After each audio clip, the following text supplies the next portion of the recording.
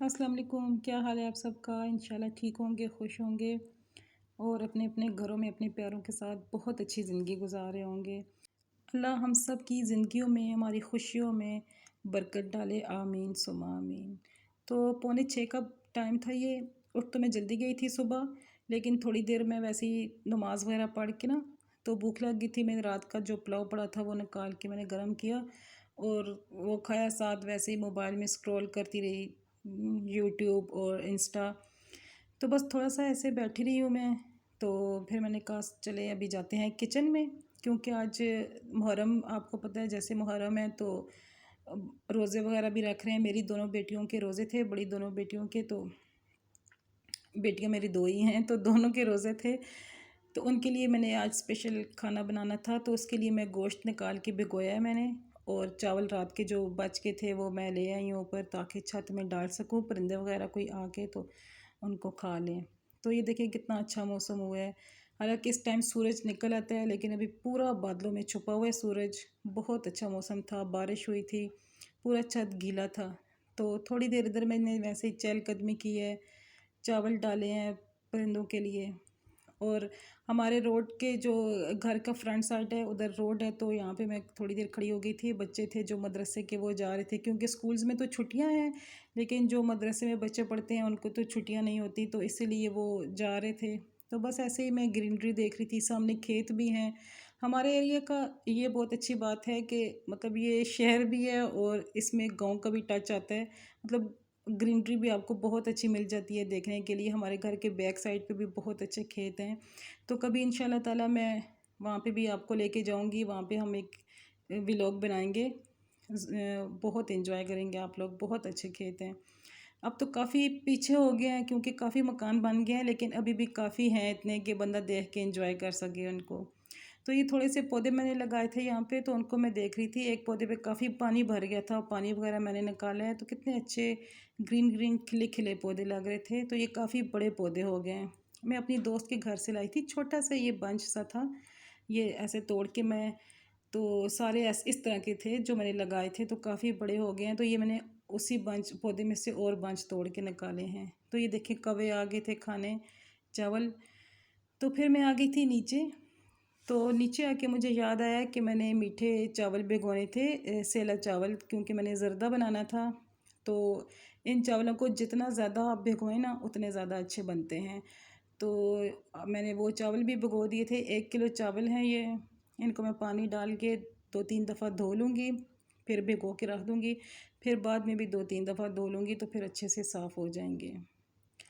तो इसको मैंने ढक के रख दिया था। इधर गोश्त भी मैंने भिगो के उसको कवर करके रख दिया था। तो फिर हाशिर के उठने का टाइम हो गया था, क्योंकि उसने भी मदरसे में जाना है।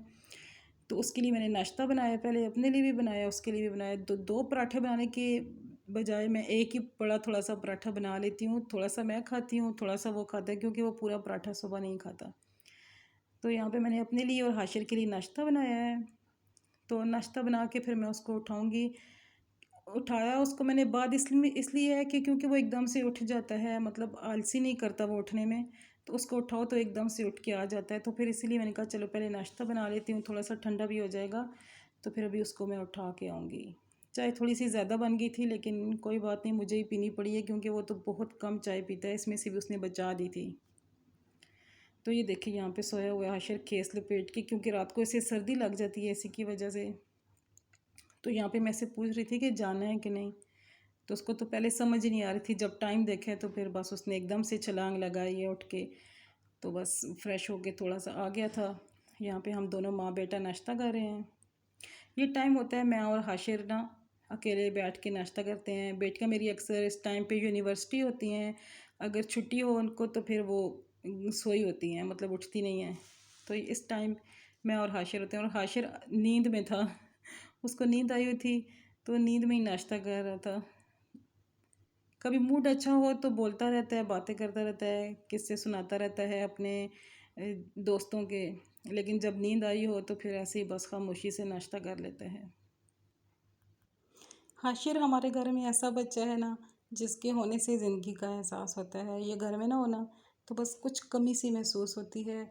ये होता है तो शरारतें करता रहता है। कभी एक का मोबाइल उठा लिया, कभी किसी को ऐसे ही शरारत से चुटकी काट ली, बहनों को बहुत तंग करता रहे, तो फिर घर में ना रौनक लगी रहती है, ज़िंदगी का एहसास रहता है।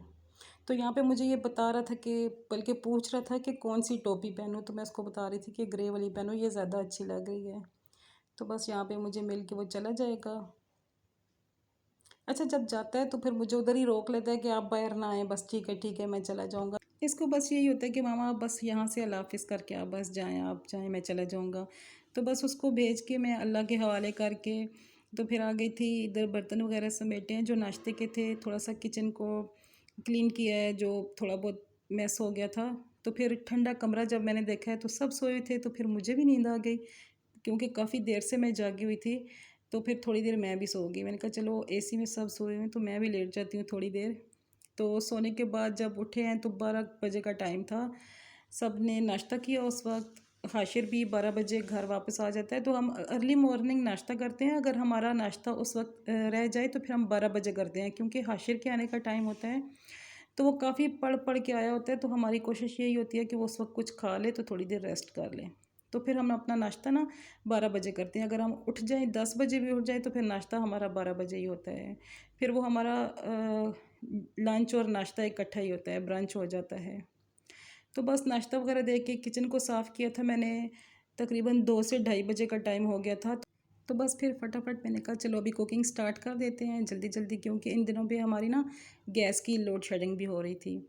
तो यहाँ पे मैंने गोश्त को अच्छी तरह से धो के उसको एक पतीले में डाल दिया था, और उसमें मैंने ना 2 गिलास पानी के डाले थे। 1 किलो गोश्त था और उसमें मैंने 2 गिलास पानी के डाले थे, और उसमें मैंने नमक, मिर्च, हल्दी, सफ़ेद ज़ीरा और लहसुन, 3 छोटे साइज़ के प्याज थे, बड़े साइज़ के हैं तो 2 डाल दें। 1 बंच लहसुन का और 1.5 इंच का टुकड़ा अदरक का डाल के, तो बस इसमें मैंने रख के कवर करके ना इसको पहले थोड़ी देर इसको मीडियम आंच में बनाया, तो फिर बिल्कुल लो कर दी थी इसकी आंच ना हल्की कर दी थी। ये मैंने इसमें क्रश चिली डाली थी, सुर्ख मिर्च का पाउडर नहीं डाला था, सिर्फ ये दड़ा मिर्च होती है ये डाली थी। तो बस वो पकता रहेगा। ये असल में मेरे हस्बैंड बनवा रहे थे, अपनी रेसिपी उनकी थी, बना मैं रही थी, रेसिपी उनकी थी। तो उन्होंने प्रेशर कुकर में नहीं पकाने दिया मुझे। मैं तो हर चीज़ प्रेशर कुकर में ही बनाती हूँ, मुझे आदत है, लेकिन उन्होंने कहा कि इसको ऐसे ही बनाना है। तो बस उसको वो रख दिया था मैंने, वो आहिस्ता आहिस्ता गलता रहेगा। तो इधर मैंने फिर चावलों को अच्छी तरह से धो के उनको भी बॉईल करना था, तो मैंने बड़े पतीले में पानी डाल के रख दिया। चावल जब भी आप बॉईल करें, आप कोशिश करें कि पतीला थोड़ा सा खुला हो, उसी में बॉईल करें। उसमें जितना चावल अच्छा बॉईल होता है ना, आप यकीन करें कि आप एक मतलब छोटे पतीले में अगर बनाएंगे और बड़े पतीले में बनाएंगे तो ज़मीन आसमान का फ़र्क होगा। चावल खिला खिला बनता है। ग्रेवी वाला गोश्त बन रहा था, तो उसके साथ हाशिर जो है वो नान पसंद करता है, तो मैंने कहा चलें आज नान मैं घर में ही बनाती हूँ। वैसे तो ले आता है वो शॉप से। तो आजकल मुझे नान ना बनाने का बड़ा एक चस्का सा आया हुआ है, चढ़ा हुआ है। तो फिर मैं मतलब कोशिश यही होती है कि नाश्ते में या फिर लंच या डिनर में ना मैं घर में ही नान बनाऊँ। तो अच्छे भी बन जाते हैं, खस्ता होते हैं और अच्छा लगता है अपने हाथ के बने हुए नान जो है ना बच्चों को खिलाएं।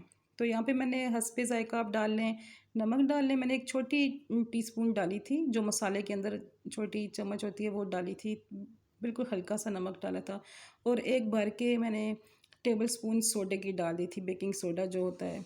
क्योंकि मेरे पास दही नहीं था तो यीस्ट मैं डालना नहीं चाह रही थी, तो फिर मैंने सोडे से ही है, मैंने कहा चले आज बनाते हैं। यूजुअली जो नान वाले होते हैं वो सोडा ही डाल के बनाते हैं, तो मैंने कहा चले आज मैं भी सिर्फ सोडा ही डाल के बनाती हूँ। वैसे मैं इसमें दही डालती हूँ, उससे बहुत अच्छे नान बनते हैं।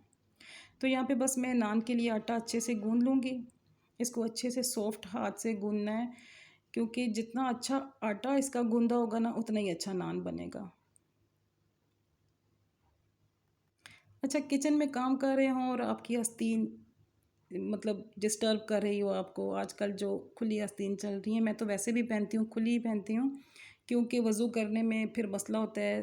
थोड़े हेल्दी बंदे के लिए जो ना वो आस्तीन खुली हो तो फिर वो ज़्यादा बेटर होता है। तो जब तक आस्तीनें चढ़ा के दुपट्टे को सर में लपेट के कुकिंग ना करो ना, कुकिंग का मज़ा नहीं आता करने का। तो खैर मैंने आस्तीनें वगैरह चढ़ा के अच्छी तरह से आटा इसका गूँध लिया था। तो अभी मैंने इसको रख दिया रेस्ट के लिए। थोड़ी देर के बाद इसको दोबारा मैं अच्छी तरह से मुक्की दे दूँगी, अच्छी तरह से गूँध लूँगी। फिर वो बहुत ही एक लचीली सी डो इसकी तैयार हो जाएगी, और नान भी फिर बहुत अच्छे बनते हैं इसके। तो बस आटा गूँध के कोशिश यही होती है कि जो काम करें वो साथ-साथ निपटाते जाएँ, उस काउंटर को साफ़ कर लें, ताकि फिर बाद में ज़्यादा मेस ना हो। फिर बाद में सारा गंद समेटना बहुत मुश्किल हो जाता है। खाने के बाद तो फिर उठा भी नहीं जाता, फिर मेरा काम होता है सिर्फ़ खाना बनाना। बाद बाद का जो समेटना होता है ना, वो बेटियों का काम होता है, वो समेटती हैं। अच्छा जी, यहाँ पे पानी में बॉयल आ गया था, तो इसमें मैंने डाल दिया था कलर, फूड कलर जो येलो था वो डाल दिया था, क्योंकि मैं एक ही कलर की बना रही थी, ज़र्दा जो होता है पीले रंग का, वही बना रही थी। मेरी अम्मी का बहुत ही मतलब फ़ेमस ज़र्दा है। ख़ैर वो तो काफ़ी चीज़ें बीच में डालती हैं, मैं सिंपल बिल्कुल सिंपल बना रही हूँ, क्योंकि मेरे बच्चों को कुछ भी नहीं पसंद किसी चीज़ में भी, खीर में, ज़र्दे में, कोई मेवा वगैरह ड्राई फ्रूट वैसे खा लेते हैं, लेकिन किसी चीज़ में डला हो ना तो फिर वो नहीं खाते। तो फिर मैं कोशिश यही करती हूँ कि मैं सिंपल सादा सी चीज़ बनाऊँ, ताकि मेरे बच्चे खा लें। और आज जो ज़र्दा और बीफ का जो कॉम्बिनेशन था ना, ये मेरे हस्बैंड ने किया था कि मैंने ज़र्दा के ऊपर ना टिक्के डाल के खाने हैं। तो फिर वैसे भी शायद हो सकता है कि बच्चे भी खा लें, तो मैंने कहा चले आज इसमें ड्राई फ्रूट ज़्यादा नहीं डालेंगे, सिर्फ़ किशमिश मैंने डाली थी, वो भी मैंने मतलब तस्वीरें वगैरह अच्छी आ जाएँ तो इसलिए मैंने डाली थी, वरना उन्होंने साइड पे कर दिए थे वो भी। तो यहाँ पे गोश्त को मैं चेक कर रही थी कि ये गला यानी गल गया था, बस थोड़ी-सी कसर इसकी रह गई थी। तो साथ-साथ गोश्त भी पक रहा था और साथ-साथ ज़र्दा भी बन रहा था, और जितनी देर में वो दोनों गल रहे थे, तो मैंने कहा चलिए किचन को समेट लेते हैं।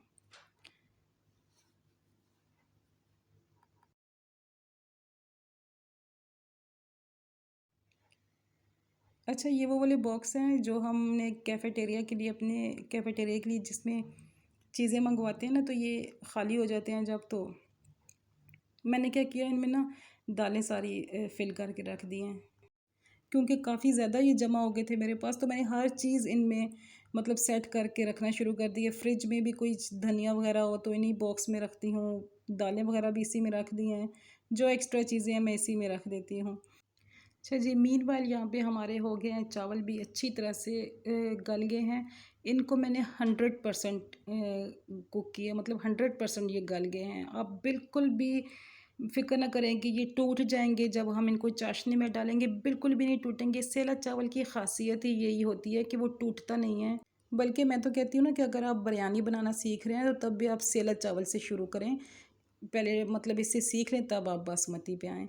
अच्छा जी, चलिए रेसिपी पे आ जाते हैं। तो यहाँ पे मैंने 1 किलो ज़र्दा, जो सेला चावल हैं, ज़र्दा जिसका हम बना रहे हैं वो 1 किलो थे, और उसके साथ मैंने लिए 1 पाव घी। घी लेना है, ऑयल नहीं लेना। और उसके साथ मैंने 800 ग्राम लिए चीनी, मतलब 1000 ग्राम था चावल और 800 ग्राम थी चीनी। तो ये परफेक्ट बनते हैं, बहुत ज़्यादा मीठा नहीं होता। अक्सर लोग मतलब पूरी-पूरी चीनी लेते हैं जितने चावल होते हैं, लेकिन मुझे बहुत ज़्यादा मीठा नहीं अच्छा लगता। तो चाशनी जब लाइट ब्राउन कलर की हो जाए, तो आप उसमें ये चावल सारे डाल दें, और जब चावल डालते हैं ना आप, तो फिर वो चावल ना पानी थोड़ा-सा रिलीज़ करते हैं। तो उस वक़्त भी आपने घबराना ही नहीं है, उससे चावल बिल्कुल भी नहीं टूटेंगे, बल्कि उसको थोड़ा-सा आँच आप तेज़ कर दें और उसको खुश्क होने दें। जब चावलों में से पानी खुश्क हो जाएगा, तो मीठा भी आप चेक कर लें। अगर मीठा कम है तो यहाँ पे आप थोड़ी-सी चीनी ऐसे कच्ची भी डाल दें, कोई फ़र्क नहीं पड़ता। तो जब वो डिज़ोल्व हो जाए, तो फिर आप उसको ना, जब पानी भी खुश्क हो जाए, तो उसको दम लगा दें। अच्छा, उसको हमने उधर रखा हुआ है दम पे, मतलब अभी हल्की आँच करके रखा हुआ है पानी खुश्क करने के लिए। तो यहाँ पे जो गोश्त है ये गल गया था बहुत अच्छी तरह से, मतलब इतना गला था, 80% ये गला था, क्योंकि गोश्त को हमने भूनना है, तो इसको हमने 80% गलाया था।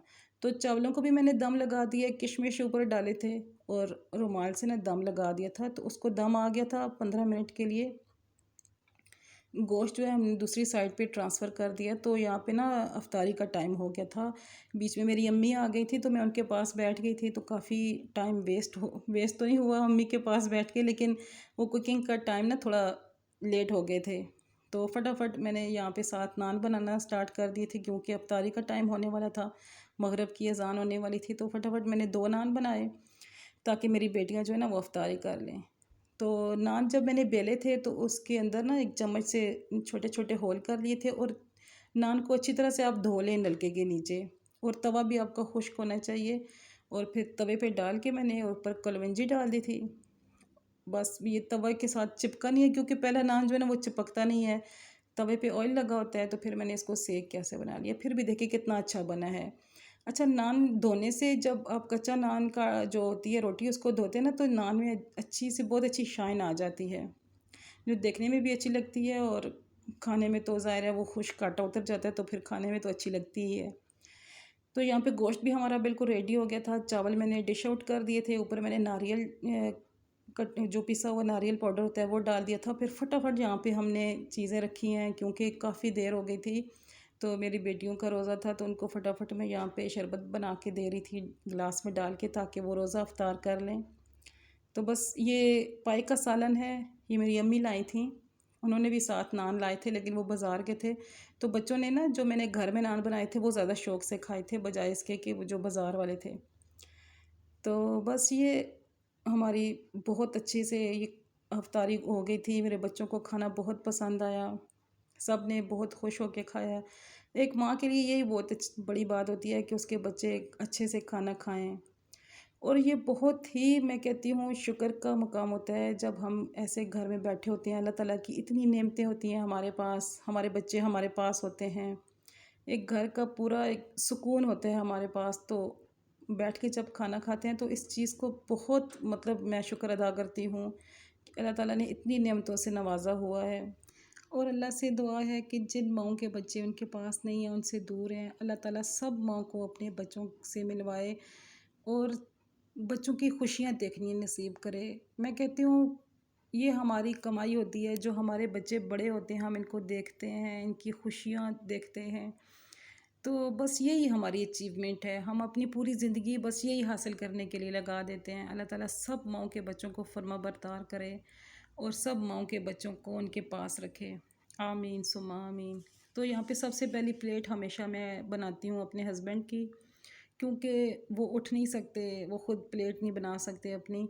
तो सबसे पहले मैं खाना सर्व करूँ या मेरी बेटियाँ सर्व करें, तो हमारी यही कोशिश होती है कि पहले सबसे पहले मैं हस्बैंड के लिए बनाती हूँ, तो फिर बाद में हम खुद अपना अपना डाल लेते हैं। तो बहुत अच्छे से खाना खा लिया था सब ने, टेबल साफ़ कर लिए थे मैंने, सब चले गए थे अपने अपने कमरों में सोने के लिए। तो मेरा काम अभी भी ख़त्म नहीं हुआ था, क्योंकि जो भी खाना बच गया था वो सारा मैं बर्तनों में से निकाल के दे पतीलों में से तो फ्रिज में रख रही थी।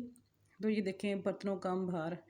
तो यहाँ पे भी मैं बर्तन धो के सोऊंगी, क्योंकि इतने ज़्यादा बर्तन अभी जमा हुए हैं। अगर मैं सो जाऊँ ऐसे तो फिर सुबह के नाश्ते के भी हो जाएंगे, तो फिर वो बहुत ही ज़्यादा बर्डन हो जाएगा। तो यहाँ पे सारे बर्तन मैं धो रही थी, पतीले एक साइड पे कर दिए थे, छोटे बर्तन मैं पहले धोऊंगी ताकि फिर आसानी हो जाए, फिर बाद में पतीले भी धोऊंगी।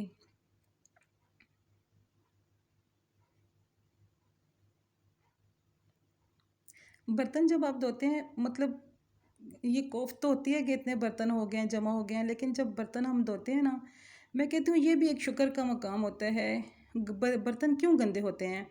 अल्लाह ताला हमें रिस्क देता है, अल्लाह ताला की नेमतें हमें मिलती हैं, हम उनको खाते हैं, हमारे बच्चे खाते हैं, उनको बनाते हैं, तो ज़ाहिर बात है फिर बर्तन गंदे होते हैं। अगर हमारे पास कोई नेमत ही ना हो, खाने की कोई चीज़ ही ना हो, तो फिर हमारे बर्तन कैसे गंदे होंगे? मैं तो इस पे भी अल्लाह ताला का शुक्र अदा करती हूँ कि जो बर्तन मैं जब धोती हूँ तो मैं कहती हूँ शुक्र है अल्लाह तेरा कि तूने इतना दिया, इतना नवाजा है कि हमने एक टाइम खाया, फिर दूसरे टाइम का तुमने दिया है, फिर खाया है, फिर अगर इस दौरान फिर ज़ाहिर है बर्तन गंदे होंगे तो फिर उनको शुक्र करके धोया करें कि अल्लाह ताला की नेमतें हमने इसमें इनमें बनाई हैं, इनको खाया हमारे बच्चों ने। तो ये मतलब मैं तो कहती हूँ ऐसे गंदे बर्तन होने चाहिए, होते रहें। अल्लाह हर किसी के किचन में ऐसे बार बार बर्तन गंदे करे, बार बार अल्लाह ताला अपनी नेमतें दे, बार बार हम बनाएं, बार बार खिलाएं अपने बच्चों को, लोगों को खिलाएं, मेहमान नवाजी करें। तो बर्तन धोने में मतलब मुझे खुशी मिलती है। मैं शायद वाहिद खातून होंगी जिसे बर्तन धोने अच्छे लगते हैं। तो यहाँ पे सारे बर्तन धुल गए थे। अभी यहाँ पे मैं जो रफ़ कपड़े थे जिनसे मैं सफाई वगैरह करती हूँ, काउंटर वगैरह साफ़ करती हूँ, वो सारे धो लूँगी। वो धोने के बाद सारा फिर फर्श वगैरह साफ़ करके तो फिर तब मैं जाऊँगी अपने रूम में, मेरी छुट्टी तब होगी।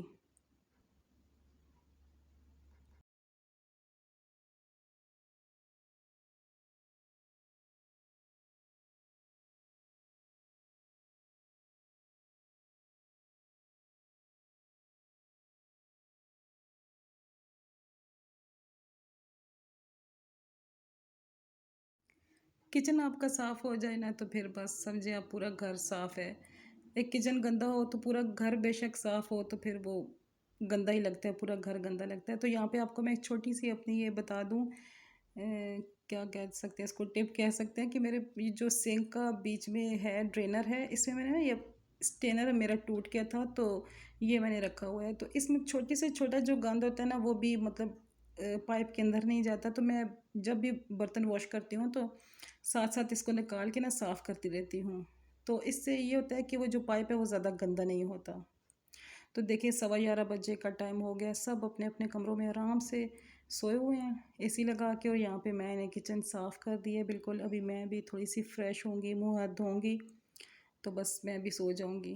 तो मिलते हैं नेक्स्ट मॉर्निंग। तो ये जी ये मैं आपसे मिल रही हूँ अगली सुबह।